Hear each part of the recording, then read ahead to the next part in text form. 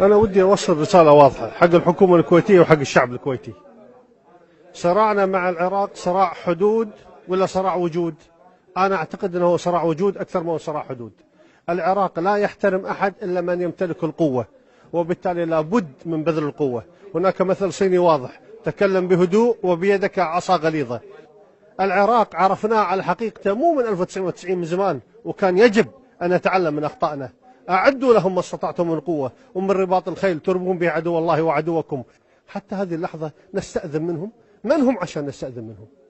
الكويت تعرف أن وفد عراقي جاي، تتنازل عن المرحلة الرابعة قبل أن تتفاوض معهم. ينخفض قدرات الميناء من 60 مرسى إلى 24 مرسى، ثلثين يلغى عشان سواد عين العراق، عشان العمى إن شاء الله. العراق ما احتاجه في شيء. أنا أتفاهم مع العراق على شنو؟ ما أتفاهم معاك غير بلغة القوة. أبي حقي، وحقي تدفعه بالكامل وغصبا عليك بالقانون وبالدستور وبسياسة القوة. من هو العراق العظيم اللي يسمونه هذا؟ العظمة لله سبحانه وتعالى. الدراجي ومجموعته قبيلة تهدد باحتلال ما يسمى بالحدود الكويتية العبدلي. أنت تمد يدك علينا، والله لا أردك مو دراجة، أردك قاري، أردك شيكل مرة ثانية. من أنت حتى تسوي فينا كل هذا؟ صار راح أطبطه. العين بعيون، والسن بسنون، والنبالم بالنبالم، والعمق بالعمق، والبادي أضرب. تسولف بالعراق ايش قد وقت بذات لي خلي الصقر علك بحلق عصفور. عراق كان بس يتخاصر تغصون، لأن هذا الكبير وما يبي العزار. القصر يولكم من رد وسط قاع، وحرمها عليكم حتى طبت الخار. عراق القلة جابر جوكم الويلاد، خل نسوانكم للهم تسوي فطور، وطبوها الفجر ويشيلتك يا بريج قبل ما حتى مرتك تشحل التنور.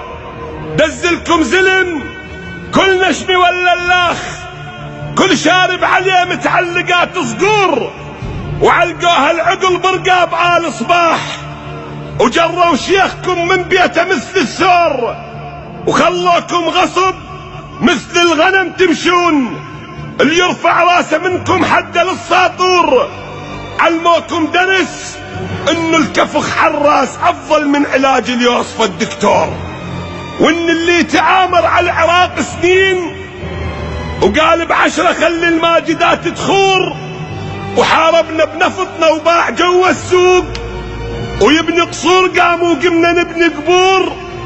ما يرهم معاه بس الحرق، وشلون تشربنا نفط وتورثه من شاجور. هسه تريد من نحترمك نجنيت؟ ايش جاب تو صار البابل وعاشور؟ احكي لي بشعب باكر يريد حقوق، ياهو يعوف حقه زبيد لو الجبور. وربك لا نخلي الكون بيك يضيق، وعاتبني اذا ساعت هذا القصور، وعاتبني اذا ساعت هذا القصور.